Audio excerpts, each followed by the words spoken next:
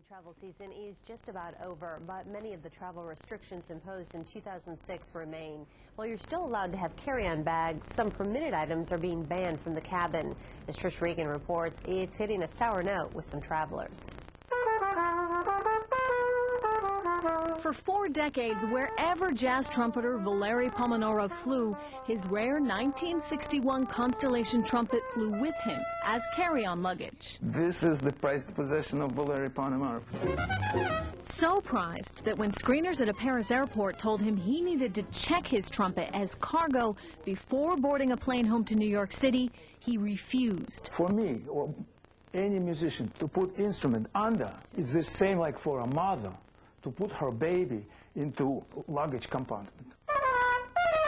Unfortunately for Valery, those feelings were not shared by the French police. One of them lines up my arm behind me like that and just breaks it, just like that. Broke your arm? He just did it just like that. Musicians like Valery are getting caught in the crosshairs of increased security. They need to get to their concerts, but they can't bear the idea of leaving their instruments, many of which are hundreds of years old and could be worth tens of thousands of dollars, at the mercy of baggage handlers. That's not how you take care of works of art, and these are all works of art, usable works of art.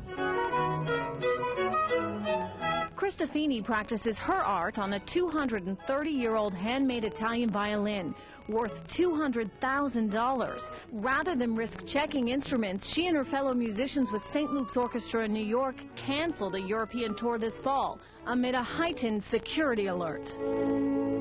It's very intimidating to, not be able to fulfill your obligations as a professional musician because an airline attendant says you cannot take your violin on board. The Transportation Security Administration does say instruments are permitted as carry-ons. They always try to take us away from it. But the final decision on whether an instrument will wind up in the cargo hold or under a seat is up to individual flight crews. As for Valery, a metal plate now holds the bones in his arm together, and he's beginning to play again. But his travel nightmare was not over. When he finally boarded his flight to New York, French authorities insisted his prized possession come home as cargo. I walked through. With no trumpet? Yeah. What can I say? One last sour note to end the worst gig of his life. Trish Regan, CBS News, New York.